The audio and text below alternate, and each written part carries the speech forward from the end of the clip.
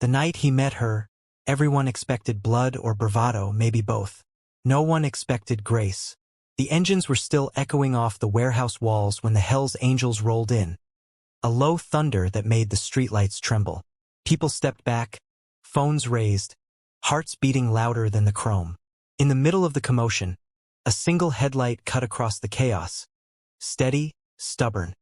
Belonging to a woman on a battered red Honda with a kid's backpack strapped to the sissy bar. She didn't flinch. And the man at the center of the storm, the president himself, noticed. They called him Redstone because of his hair, the copper flame he kept long past the age when men usually surrendered to gray. But among the club, he was just Prez. He'd earned the title the hard way. Years on the road, scars no one talked about, a reputation that could stop arguments before they started. When he stepped off his bike that night, the noise dimmed. Not because it disappeared, but because everything else learned to listen. The woman with the red Honda killed her engine and swung a leg over. She removed her helmet slowly, like she was unwrapping a secret. Brown hair tumbled out, tied at the end with a strip of duct tape. Her face was tired in the way only responsibility can carve, but her eyes were steady, defiant even. "Hey!" she said. Not to the crowd, not to the angels, just to the man in front. "You're blocking the street." A ripple of laughter moved through the bystanders, then died when no one from the club joined in. Redstone studied her. He took in the bike first, scratches on the tank, zip ties holding a cracked mirror in place. A rider who fixed what she could and rode anyway. Then the backpack. Then her eyes again. "You lost?" he asked, voice low. "No," she said. "I'm late." Someone behind him snorted. "Lady, you're standing in the middle of..." Redstone lifted a finger. Silence snapped into place. She waited. So did he. The moment stretched like a bridge you had to cross carefully. "I take my kid to his grandma's on Tuesdays," she said, nodding toward the backpack. "If I don't pass through here, I add 20 minutes. I already added 10. She gestured at the bikes crowding the street. "So, you're blocking the street." It was the boldest thing anyone had said to him all week. Redstone's mouth twitched. Not a smile. "Not yet." "Name," he said. "Lena." He nodded once. "Lena." And then, against every expectation, against the club's instincts, against his own history, he stepped aside. "Clear a lane," he told his men. For a heartbeat, no one moved. Then engines cut. Boots scraped. A narrow path opened between leather and steel. Lena blinked. She didn't thank him. She just put her helmet back on, swung onto the seat, and rode through like it was the most natural thing in the world. The next time they met, it wasn't dramatic. It was ordinary. That's what made it strange. Redstone stopped at a diner outside town, the kind that smelled like coffee and fried dough, where truckers and nurses shared counter space and nobody asked questions. He was halfway through a plate of eggs when the bell over the door jingled. Lena walked in, helmet under her arm. No backpack this time. She froze when she saw him. He raised his mug. "Morning." She hesitated, then slid into the booth across from him. "You stalking me?" "Only the hash browns," he said. "Sit. I'll buy." She studied him the way you study a bridge you're not sure will hold. Then she sat. They didn't talk about the club. They didn't talk about the night on the street. They talked about roads that flood in spring and which diner makes pie with real cherries. She told him she worked nights at a warehouse and rode during the day to keep herself awake between shifts. He told her he'd started writing because it was the only place his thoughts couldn't catch him. When she left, she said, "You're not what I expected." He said, "You either." They met again the next week. And the next. Word traveled fast in the club. It always did. "She's a civilian," one of the officers said.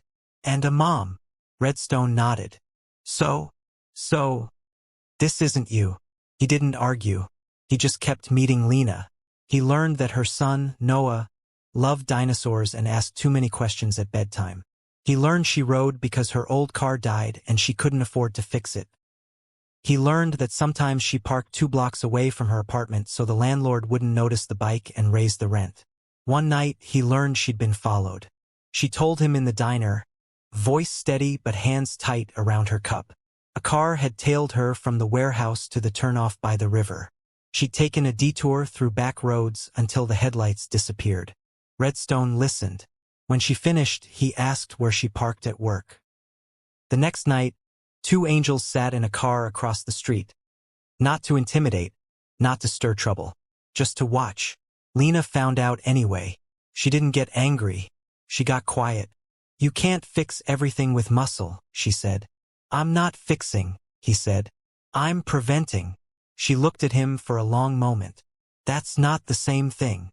He let the men stand down after that. The unthinkable thing didn't happen all at once. It happened in pieces. First, he showed up at a school fundraiser. On foot, not on a bike, because Lena needed someone to hold Noah's jacket while she set up the bake sale. People stared. Phones came out. Redstone ignored them and learned how to tape raffle tickets to a poster board. Then he went to a PTA meeting. He sat in the back and didn't say a word until someone complained about motorcycles making noise on the street. He stood, cleared his throat and said, "Some bikes sound loud. Some bikes carry people who are just trying to get home." No one argued. But the moment that changed everything came on a Saturday afternoon when the sky was the color of steel and the town was holding its annual ride for kids with cancer. Lena had signed up months earlier, before she knew Redstone, before she knew the angels would be in town that day. She found him in the parking lot, leaning against his bike, watching volunteers set up cones. "You don't have to come," she said. "I want to," he said. "You know what people will think." He shrugged. "They'll think anyway." When the organizer saw him, she stiffened. "We can't have trouble." "No trouble," Redstone said. "We're riding for kids." She hesitated, then nodded. The angels didn't wear their cuts that day. They wore plain jackets. They lined up behind Lena and the other riders, engines purring instead of roaring. When they rolled out, the town watched in stunned silence. They rode slow. They rode safe. They waved at kids on sidewalks.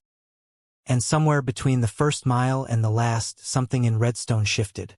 He looked at Lena riding ahead, steady as a heartbeat, and realized he wanted to protect more than just his own. The rumors started after that. That the Hells Angels president had gone soft. That he'd been tamed by a single mom on a red Honda. That he was planning to step down.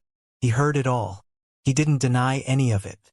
Then one night, the unthinkable finally happened in a way no one could misinterpret. A rival crew had been pushing into the edges of town, small-time troublemakers looking for noise more than money.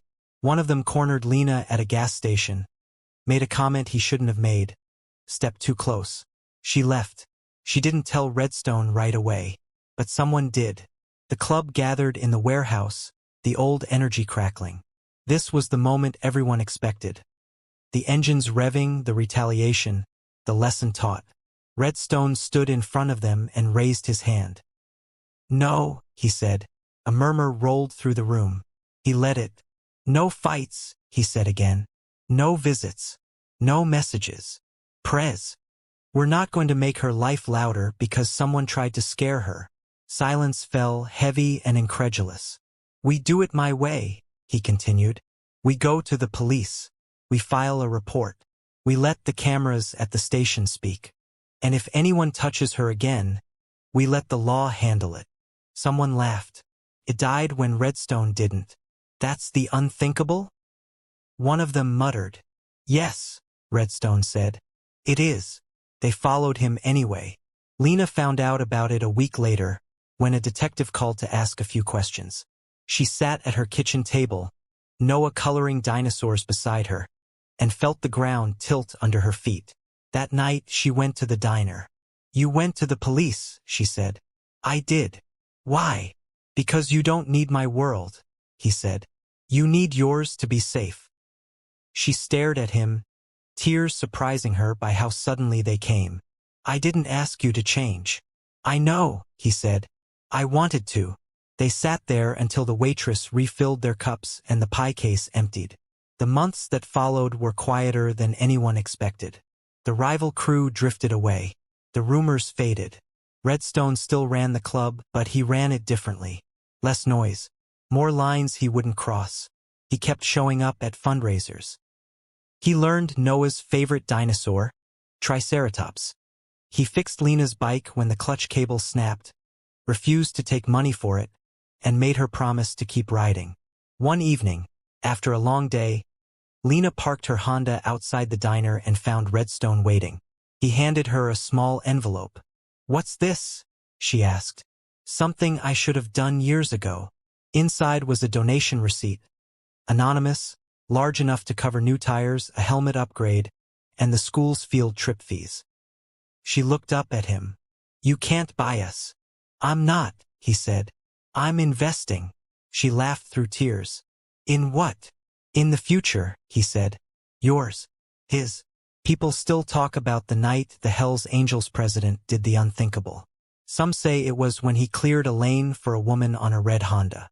Others say it was when he rode for kids instead of himself. Most say it was when he chose the law over the fist. But Lena knows the truth. The unthinkable wasn't a single moment. It was 100 small choices that added up to a man deciding to be better because he met someone who already was. On Tuesdays, she still rides her son to his grandma's house. Sometimes Redstone follows at a distance, not to guard, just to keep her company on the road. And when engines echo off warehouse walls now, people listen differently. Because they've seen what can happen when the loudest man in the room learns to step aside and make space for something better to ride through. Loved this story? Hit subscribe so you never miss the next ride.